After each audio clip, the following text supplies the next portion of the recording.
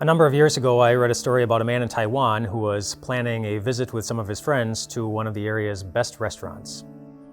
Wanting to maximize the experience and get as much out of it as he possibly could, he went most of the day without eating much because he wanted to save a lot of room for all the yumminess and get it all in and enjoy as much of it as he could. And so as they walked to the restaurant, they were very excited about what was coming, only to discover when they got to the restaurant that it probably would have been good if they had checked the hours of the restaurant, because when they got there, the restaurant was closed. And so they stood outside the restaurant, not being able to get in, not being able to get any food, and feeling really, really hungry because, of course, he hadn't eaten much that day. And so they walked across the street feeling really disappointed, feeling really hungry. There was a gas station, and they went in, and they grabbed a few snacks, and in the process, he bought a lottery ticket and ended up winning $3 million. And so what turned out to be kind of a big disappointment very quickly turned into something worth celebrating. For those of you who've been abused, the opposite often happens. You thought you had something worth celebrating. A wonderful marriage. A great friend. An awesome first date. Wonderful companionship. Somebody who was willing to sit down and listen to you. Listen to whatever you said. But then it very quickly turned into something different. And when it does, you're often left wondering, well, how did this happen? How did this happen? The Bible gives us some very basic insight into how that happens. If you go all the way back to the beginning, back to the Garden of Eden with Adam and Eve and the serpent, and when Adam and Eve were spiritually abused by the serpent and they were suffering the consequences, and God came in and he made them a promise. And he promised them that he was going to save them from it. That what happened in that garden wasn't going to get the best of them in the end. But it's important to note that when he made the promise, Satan didn't immediately disappear. Sin didn't immediately get erased from the world.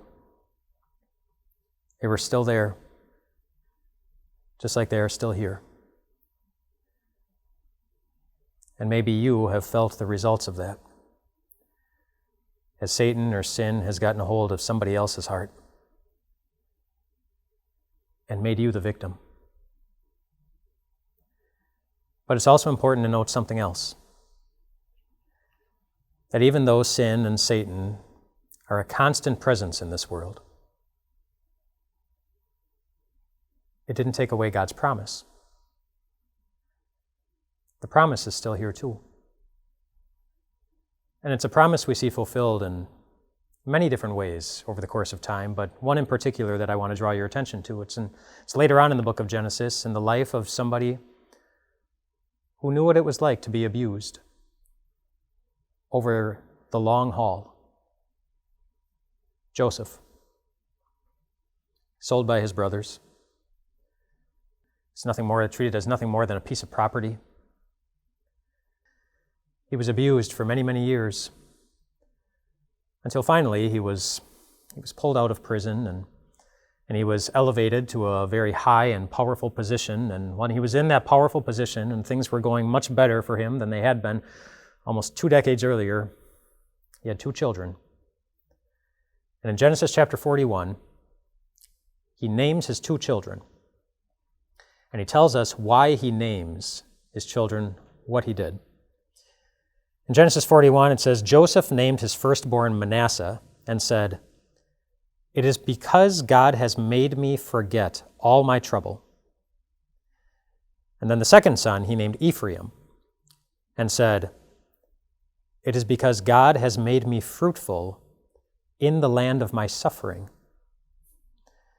You know, and with Manasseh, it's not that the troubles he had been through had been erased from his memory. He was obviously remembering them as he was naming his son. But it was as if he had forgotten what it was like to be ruled by them. And God did that for him. And then with Ephraim, he made him fruitful in the land of his suffering. He remembered his suffering. But God did something amazing through it. He created good things that never would have happened without it. And that wouldn't be the last time God would ever do such a thing.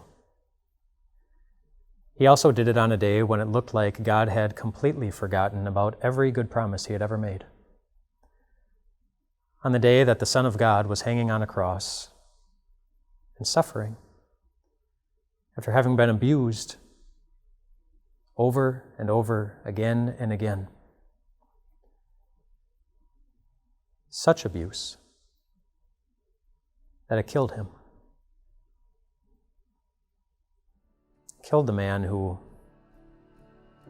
on the third day, was alive again. He was alive again. And how did that happen? That somebody who had been hurt, somebody who had been through so much pain, was full of life and glowing with perfection? Well, God kept a promise. He promised to love you. And he did. Because by that death and by that resurrection, he guaranteed a day in your future when you're never going to hurt ever again. And maybe or maybe not, you'll remember what was done to you. But it won't rule over you. And maybe or maybe not, you'll remember the specific ways that you suffered. But in place of the suffering in your eyes, you'll see such abundant fruit that God produced that it will no longer control you. All because God made a promise to love you, and he knows how to keep it. If you or someone you know is suffering from abuse, please go to timeofgrace.org/abuse to find more resources and information for getting help.